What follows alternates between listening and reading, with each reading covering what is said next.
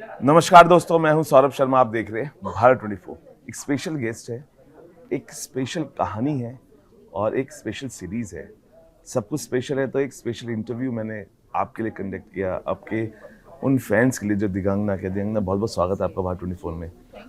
अच्छा Digangana, you have been show stoppers for many ramp walks और fashion designers, लेकिन ये शो स्टॉपर कितना अलग है आपकी जिंदगी में, क्या मायने रखता है? शो स्टॉपर का परसेप्शन ही बदल गया टू बी वेरी फ्रैंक। अब शो स्टॉपर, आई थिंक जब भी ये शब्द आएगा ना show stopper, I will never be able to think of it as a ramp walk alone, because इतनी सारी जर्नी जुड़ गई है उसके साथ। So it's very special for sure. अच्छा, ये जो आप इसमें किरदार निभा रहे हैं, उसने कितना झकझोरा आपको इंटरनली ऑल्सो? क्योंकि कई किरदार आपको इमोशनली बहुत गहराई में ले जाते हैं। इस किरदार को निभाते हुए आप कितनी गहराई महसूस किया आपने? मैं इमोशनली आई थिंक बहुत ज़्यादा स्टर्ड थी। उसका रीज़न इज़ बिकॉज सी क्या होता है, कुछ चीज़ें मैंने जो किरदार प्ले किया है वो भी इन अ वे एंटरटेनमेंट इंडस्ट्री से है, राइट? फैशन इंडस्ट्री और फिल्म इंडस्ट्री कहीं ना कहीं दे कोलाइड, यू नो, वो एक ही इंडस्ट्री का हिस्सा है। एंड हमारे मेरा एक अपना स्ट्रगल रहा है, right, to whether it is TV या टीवी के बाद फिल्में करना, या और मुझे ना ये स्ट्रगल वर्ड पसंद है। तो मुझे बहुत दिक्कत होती है ये एक्सेप्ट करने में कि नहीं, कुछ चीज़ें मुश्किल हो सकती हैं या कुछ चीज़ों को अचीव करना मुश्किल हो सकता है, जो कि होती हैं। बट मुझे लगता है अगर आपका माइंडसेट भी वैसा हो जाएगा, then I think you are likely to lose the battle because without even fighting it, right? तो जब हम ये सीरीज शूट कर रहे थे, मैं काफ़ी सारी चीज़ें रेजोनेट कर सकती हूँ क्योंकि हाँ ऐसा ऐसा होता है। बट फिर जो हेल्थ वाला पार्ट है, फैमिली वाला पार्ट है, मुझे लगा, पता है, जब हम सुनते हैं ना ब्रेस्ट कैंसर या कोई भी बीमारी फॉर दैट मैटर, तो हमें लगता है हाँ ये ना फिजिकल तकलीफ है। बट फ्रैंकली सिर्फ फिजिकल तकलीफ नहीं है, आई थिंक इमोशनल ज़्यादा है। एंड आई थिंक मैं, of course by God's grace, I am fit and I am fine, but जब हम शूट कर रहे थे और खास करके कैंसर वाले बिट्स शूट कर रहे थे, आप उस इमोशन को लिव कर रहे हो ना उस पॉइंट इन टाइम पे, क्योंकि आप मान चुके हो कि हाँ ऐसा कुछ है और आप उस किरदार को निभा रहे हो और कन्विक्शन के साथ कि नहीं ये मेरे साथ ही हुआ है। That I think was a little disturbing momentarily, of course. And then उसमें से खुद को मैं मोमेंटरली इसलिए कह रही हूँ बिकॉज मेरा एक बहुत कॉन्शियस एफर्ट रहता है कि आप उस मोमेंट में से बहुत क्विकली बाहर आ जाओ। तो या when I think about show stopper, I think about a lot of things. जब ब्रेस्ट कैंसर की हम बात करते हैं, कुछ लोग शर्माते भी हैं और कुछ लोगों को पता भी नहीं लगता है, जो अर्बन एरियाज में रह रहे, रूरल एरियाज में रह रहे। बट हमने फाइटर्स भी देखे हैं। एक सबसे बड़ी फाइटर हम देख रहे हैं अभी, हीना खान है, ताहिरा कश्यप है, महिमा चौधरी हैं। जब इन फाइटर्स को हम देखते हैं, मुस्कुराते हुए देखते हैं, और जब ये जंग जीत के जब वापस आती हैं, तो आपको लगता है कि ये सबसे बड़े हीरोज़ हैं हमारे? मुझे जेन्युइनली लगता है कि हर कोई जो अपनी प्रॉब्लम्स के बारे में बताए या ना बताए, वो एक हीरो। मुझे जेन्युइनली लगता है आप हीरो। मुझे जेन्युइनली लगता है कि जो कैमरे के पीछे हैं वो हीरो हैं। और वो हीरो इसलिए हैं बिकॉज मुझे ऐसा लगता है बहुत सारी ऐसी बातें होती हैं।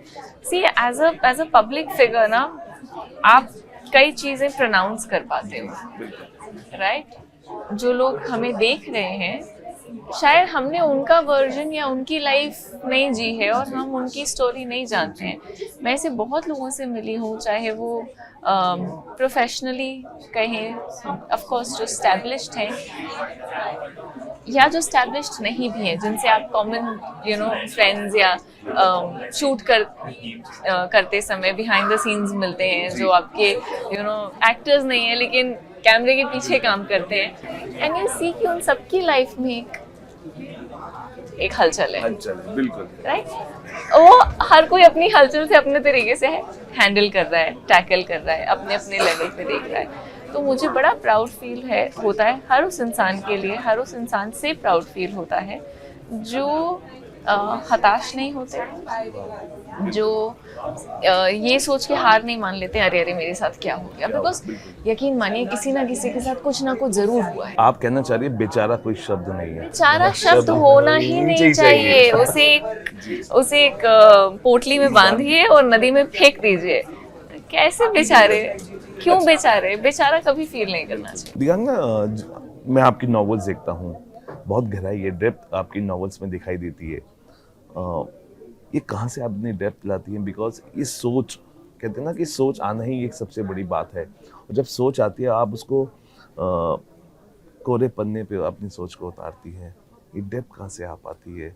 कोई एक्सपीरियंसेस आप देखते हैं आसपास, क्योंकि ये भी एक बहुत बड़ा एक्सपीरियंस था आपका किरदार, तो क्या आप प्लान कर रही हैं, planning something to put on paper something? Experience आपसे बात करना है जी जी। हो सकता है मैं आपका कोई नुआंस पिकअप कर लूं कि नहीं मैं इनसे मिली और ये ऐसे बात करते हैं और ये कैरेक्टर ट्रेट अच्छा है, या हमारी कोई बातचीत बढ़े और आप अपनी लाइफ के बारे में बताएं तो आप उसमें से, I think experience her minute है जी, हर मोमेंट है। और जो चीज़ें मैं लिखना प्रेफर करती हूँ जनरली मैं उन टॉपिक पे बात करना पसंद नहीं करती, तो मुझे लगता है वो एक एनर्जी चैनलाइज करने का अच्छा तरीका है। अच्छा, बिकॉज आखिरी दो सवाल, आपने बहुत कम उम्र में बहुत कुछ हासिल किया। That's very sweet. बिकॉज होता है, देखिए ये आपकी चीज़ें होती हैं जो आपको मजबूत बनाती हैं, लेकिन आपको लगा नहीं कि बहुत सारी जिम्मेदारियां, क्योंकि जब हम बात करते हैं Digangana is doing so well at this age and वो ग्राफ लगातार बढ़ा, कई बार लगा नहीं बहुत सारी जिम्मेदारियां आप इतनी कम उम्र में? नहीं बिल्कुल नहीं। इनफैक्ट मैं एक्चुअली आपकी बात से एग्री नहीं करती हूँ, बिकॉज मैं खुद को बहुत सक्सेसफुल या मैंने ये कर लिया, मैं उस निगाह से खुद को नहीं देखती वेरी फ्रैंकली, बिकॉज मुझे लगता है कि आप जो भी कर रहे हो आप बस करते रहें। और मैं गीता में बहुत बिलीव करती हूँ, ओके, तो कृष्ण जी ने, अरे आई फील गीता हर किसी को पढ़नी चाहिए, because it's really life in one book, correct, you know. And जो श्री कृष्ण ने कहा है कि आप अपना कर्म करते चलें और फल की चिंता ना करें, actually most of the time बहुत डिफिकल्ट हो जाता है बिकॉज जैसे हमने कोई फिल्म शूट की या ये सीरीज शूट की, फिर हम सब वेट करते हैं कि नहीं अब रिलीज होगी और you know we'll get to see, तो टेक्निकली कहीं ना कहीं हम सब उसके एंड रिजल्ट से इम्पैक्टेड होते हैं और उसका वेट भी करते हैं। तो फिर मैं कोशिश करती हूँ मैं बेचारे मेरे छोटे से कंधों पे इतना बोझ ना डालूं, तो मैं अपना काम करती हूँ, बाकी रब रखा। अच्छा, आज भी अपना आप बर्थडे पे मिल्क से नहाते हैं और क्राउन पहनते हैं? अरे बाप रे, जी हाँ। दरअसल वो एक रिचुअल है जो मम्मा मेरे फर्स्ट बर्थडे से फॉलो करती आई हैं। ऑफ कोर्स वो मीडिया ने पिकअप कर लिया because Veera was doing well and then लोगों को बड़ा इंटरेस्टिंग लगा, बहुत सारी कहानियाँ हो गई उसके आसपास। मैं अब थोड़ा परेशान भी हो गई हूँ, कई लोग पापा को फ़ोन करके कहते थे कि आपकी बेटी दूध से नहाती है, तो मैंने कहा मैं दूध से नहीं नहाती हूँ और प्लीज़ दूध सेव कीजिए, वेस्ट मत कीजिए। हालांकि जो अभिषेक के तौर पर मेरे ऊपर डालते भी हैं तो हम कोशिश करते हैं उससे खाद बन जाए या वो यू नो वो ऐसे ही ड्रेन में ना चला जाए, राइट। वो अपमान माना जाता है, अपमान है, माना क्या जाता है एक्चुअली, बट नहीं, मैं दूध से नहीं नहाती हूँ। फॉर द रेकॉर्ड स्ट्रेट, वो एक रिचुअल है। हिंदुइज्म में, सनातन धर्म में ऐसे बहुत सारी चीज़ें हैं, जैसे मतलब हम अगरबत्ती जलाते हैं, बहुत सारे लोग नहीं जलाते हैं, राइट। हम लोबान जलाते हैं, हमें वो खुशबू पसंद है, so it's one of those traditions.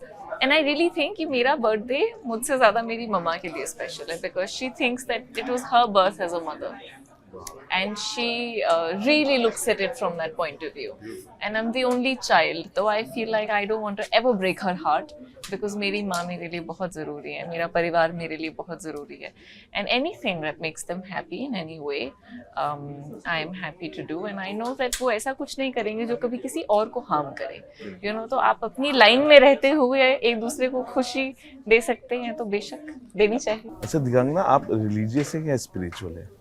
मैं दोनों हूँ, I will not deny, but दोनों में फ़र्क है। फ़र्क ये है कि see of course I am born Hindu, मैं इस बात से डिनाई नहीं कर सकती कि, और मैं डिनाई करना भी नहीं चाहती, मुझे गीता पसंद है, मुझे हनुमान चालीसा पढ़ना पसंद है, और जब भजन कीर्तन होते हैं तो बैठना पसंद है। तो मैं बड़ी ओल्ड स्कूल हूँ वैसे। Before I start coming across a साथवी, I must stop. But what I mean to say is that मैं रिलीजियस हूँ क्योंकि मैं एक रिलीजन फॉलो करती हूँ, बहुत शिद्दत से फॉलो करती हूँ, बहुत बिलीव करती हूँ, बहुत कन्विक्शन के साथ करती हूँ। आई थिंक इन लाइफ ना आपको ऐसा कोई काम नहीं करना चाहिए जहाँ आपका कन्विक्शन ना हो, चाहे वो आपकी प्रोफेशनल लाइफ हो, चाहे वो आपकी पर्सनल लाइफ हो। आपको दोस्त भी इसलिए नहीं बनाने चाहिए क्योंकि अरे पीयर प्रेशर है, ये 6 लोग दोस्त हैं तो चलो मैं भी इससे दोस्ती कर ली। आप बिलीव नहीं करेंगे, बट ऐसे कई सर्कल्स हैं जहाँ पे मैं जानती हूँ, एंड मैं वो लाइन बकायदा मेंटेन करती हूँ, जहाँ मेरी 3 लोगों से दोस्ती है एंड बाकी 2 से नहीं, और मैं दोस्ती करना भी नहीं चाहती। एंड बड़ी अजीब सी बात है, मतलब मेरा ये नहीं होता वो तुम्हारा सर्कल मेरा सर्कल, मेरा सर्कल तुम्हारा circle. And I am a little reserved by nature, like you know, I'm either very talkative or I don't want to talk at all. So there are 2 sides to it. But of course मैं Hinduism follow करती हूँ, believe करती हूँ, but at the same time I don't disregard somebody else practicing something else. Right? अगर आप Christian हैं, आप church, हालांकि मैं चर्च जा चुकी हूँ, मुझे माहौल अच्छा लगता है, मैं देखती हूँ। ऑफ कोर्स वो मेरा खुद को सेंटर या प्रे करने का तरीका नहीं है, राइट? बट मेरे कुछ दोस्त हैं जो मुस्लिम्स भी हैं, जो क्रिश्चियंस भी हैं, तो मैं उनके साथ समझना चाहती हूँ कि उनका बिलीफ सिस्टम क्या है। हालांकि मैं फॉलो करूँ या नहीं करूँ वो मेरी अपनी चॉइस है। एंड अब मैं इतना ज़्यादा इन्वॉल्व्ड और रुझान मेरा इतना हिंदुज़म की तरफ है कि वो शिफ्ट होता हुआ मुझे नज़र नहीं आता, लेकिन I am interested and I am very curious to know what other people are doing. एक आखिरी सवाल, क्योंकि आप इतनी खूबसूरती से जवाब दे रही हैं, तो एक क्योंकि ऑपरेशन सिंदूर हुआ, हमारी वुमेन्स ने उसको लीड किया, और आपकी फेवरेट जगहों में जम्मू एंड कश्मीर है जी। बैरिटॉल रिसर्च करके आए हैं आप। आपके किस तरह की ब्यूटी मैं चाहता हूँ, क्योंकि हमारा हिंदुस्तान है, हमारा स्वर्ग है धरती का, अगर आप कुछ कहना चाहें, क्योंकि जो हुआ हम सबको उसने झकझोरा, लेकिन हमारी वुमेन्स जिस तरीके से ऑपरेशन सिंदूर से आई, वो उसने हमें अच्छा मोमेंट था। I am so sorry I am cutting you of, but कितना अच्छा मोमेंट था when you saw the female officers come forward and announce क्या हो रहा है। मुझे याद नहीं ऐसा पहले कब हुआ, मेरे सामने भी आज तक नहीं हुआ। या हालांकि मेरी उम्र बहुत ज़्यादा नहीं है, तो मैं बोलना ऐसे बनता नहीं कि पता नहीं कब हुआ, बट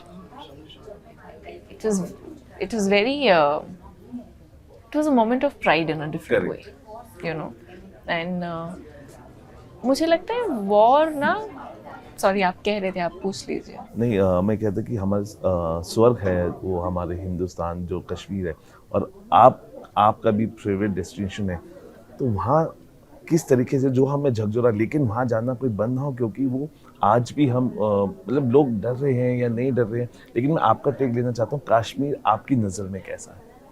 बहुत सुंदर है, no two ways about it. कई बार सुंदर जगहों पे, सुंदर लोगों पे, सुंदर चीज़ों पे नज़र लग जाती है, ऐसा मुझे लगता है।